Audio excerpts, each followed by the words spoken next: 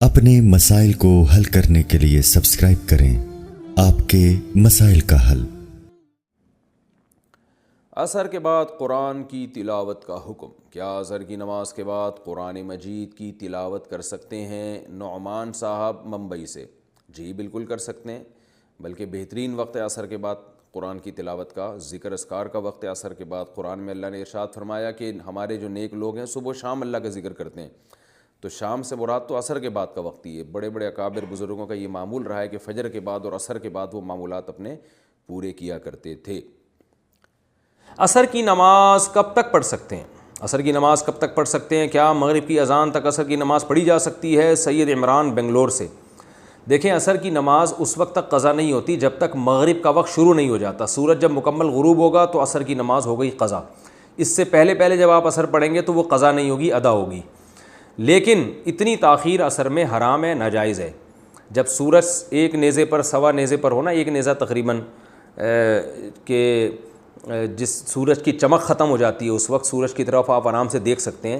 جب اتنا سورج قریب ہو جائے ڈوبنے کے تو پھر مکروہ وقت شروع ہو جاتا ہے۔ اتنی دیر عصر میں جائز نہیں ہے، اس سے پہلے عصر پڑھنا لازم ہے۔ لیکن اگر کسی نے اتنی دیر کر دی، گناہ تو ہو گیا مگر اب مزید دیر نہیں کر سکتا، اس پر اسی وقت لازم ہے کہ عصر کی نماز پڑھے۔ یہاں تک کہ سورج غروب بھی ہو رہا ہے تو بھی عصر پڑھنی پڑے گی اس کو، لیکن اتنی تاخیر کا گناہ ہوگا بہرحال اس کو۔ عصر کے بعد قضا نماز پڑھنا، کیا عصر کے بعد قضا نماز پڑھ سکتے ہیں؟ بلال صاحب انڈیا سے۔ جی پڑھ سکتے ہیں عصر کے بعد قضا نماز، لیکن بہتر ہے گھر میں پڑھیں۔ مسجد میں پڑھیں گے تو لوگ کنفیوژن میں مبتلا ہوں گے، بھائی یہ پتہ نہیں کون سے نوافل پڑھ رہا ہے۔ پاکستان سے کسی نے پوچھا، اگر کوئی شخص عصر کی نماز منفرد کے طور پر ادا کرے اور پھر اس کا دل جماعت کے ساتھ پڑھنے کا کرے تو اس کے لیے کیا حکم ہے؟ دیکھیں، عصر کی نماز کے بعد حدیث میں تو ہے کہ نبی صلی اللہ علیہ وسلم نے فرمایا کہ جب کوئی شخص نماز پڑھ لے اور جب مسجد میں آئے دیکھے کہ جماعت کھڑی ہوئی ہے تو اس کے ساتھ شامل ہو جائے۔ تو لیکن حدیث ہی میں عصر کے بعد نوافل بھی احادیث سے ثابت ہیں کہ نوافل پڑھنا جائز نہیں ہے، الا ماشاءاللہ کبھی کچھ روایات ہمیں ملتی ہیں، وہ نبی صلی اللہ علیہ وسلم کی خاصیت ہے، لیکن عمومی طور پر عصر کے بعد نوافل کی ممانعت ہے۔ تو اس حدیث کی بیس پر اس حدیث کو خاص کیا گیا ہے، تو اس لیے ہم کہتے ہیں دونوں طرح کی حدیثوں کو جب ملایا تو اس لیے فقہاء نے کہا کہ عصر کی نماز میں آپ ایسا نہیں کر سکتے، کیونکہ عصر کے بعد نفل پڑھنا جائز نہیں ہے، کیونکہ فرض تو آپ کی پہلی نماز ہے نا جو آپ نے پڑھی ہے، تو اب جب مسجد میں آئیں تو آپ عصر میں شامل نہیں ہو سکتے۔ ہاں ظہر میں شامل ہو سکتے ہیں، ظہر آپ نے گھر میں پڑھی، مسجد میں آ کے دیکھا کہ جماعت کھڑی ہوئی ہے تو دوبارہ شامل ہو جائیں۔ یہ دوسری نماز آپ کی نفل ہوگی اور آپ کو اللہ نے چاہا تو انشاءاللہ جماعت کا ثواب بھی مل جائے گا۔ عشاء میں بھی آپ نے ایسا ہی ہوا، گھر میں اگر پڑھی ہے، بعد میں مسجد میں آ کے دیکھا کہ جماعت کھڑی ہوئی ہے تو پھر جماعت میں شامل ہو جائیں۔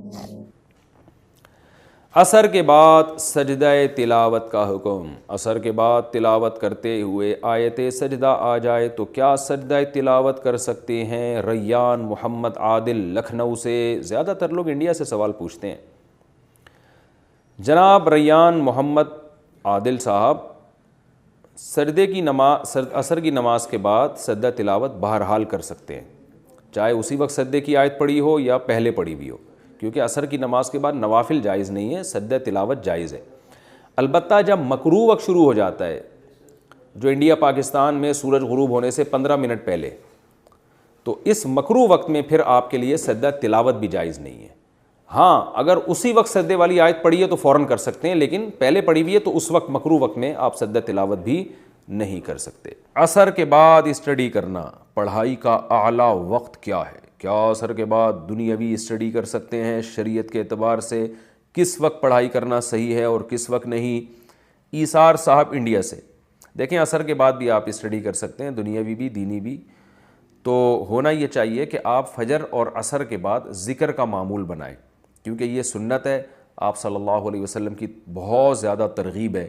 آپ صلی اللہ علیہ وسلم نے فرمایا، جس نے چوتھا کلمہ لا الہ الا اللہ وحدہ لا شریک لہ لہ الملک ولہ الحمد وہو علی کل شیء قدیر 100 دفعہ صبح 100 دفعہ شام، چوتھے کا لفظ حدیث میں نہیں ہے، کلمہ ہے حدیث میں، کہ یہ 100 دفعہ صبح 100 دفعہ شام پڑھا اس نے، تو آپ صلی اللہ علیہ وسلم نے فرمایا کہ اس سے زیادہ کوئی نیکیاں کر ہی نہیں سکتا سوائے وہ شخص جو اس سے بھی زیادہ دفعہ پڑھے، اور بنی اسماعیل کے غلام آزاد کرنے کا ثواب ملتا ہے۔ اسی طرح تیسرا کلمہ ہے سبحان اللہ والحمد للہ ولا الہ الا اللہ واللہ اکبر. آپ صلی اللہ علیہ وسلم نے فرمایا یہ کلمات ایسے پیارے کلمات ہیں کہ سورج ان سے زیادہ اچھے کلمات پر طلوع ہی نہیں ہوتا، وہ کما قال صلی اللہ علیہ وسلم. تو صبح اور شام نا، فجر کے بعد اور عصر کے بعد ذکر کا یا درود شریف کا معمول بنانا چاہیے، استغفار کا، لیکن اسٹڈی کرنا بھی جائز ہے. تھوڑی دیر ذکر میں لگتے ہیں، تسبیح میں لگتا ہے، اس کے بعد آپ اپنی پڑھائی کریں.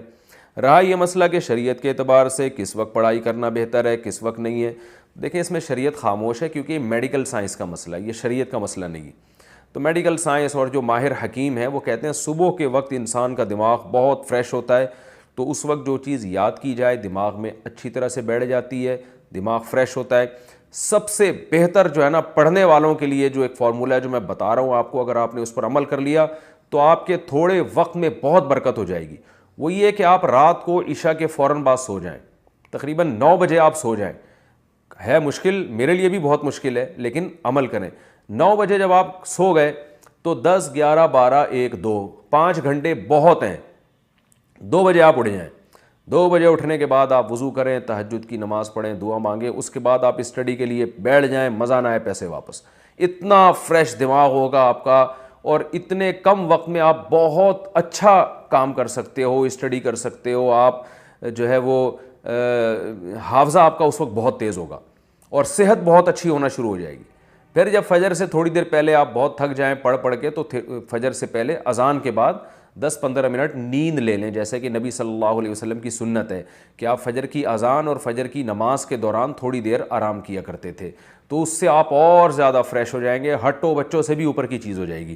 تو یہ پڑھنے والوں کے لیے بہت بہترین ہے. اس کے بعد آپ ناشتہ واشتہ کریں، جو بھی ایکسرسائز کرنی ہے، ناشتہ کرنا ہے، یا اپنے معمولات پورے کریں، تلاوت کر لیں، ذکر کر لیں، اور جو ہے جو بھی آپ کے معمولات ہیں. اس کے بعد آپ نے کیا کرنا ہے کہ دوپہر کو کھانے کے بعد آدھا یا 1 گھنٹہ آپ نے پھر سو جانا ہے. اس کے بعد پھر آپ رات تک فریش رہیں گے. تو پڑھنے والے آدمی کو فریش دماغ چاہیے.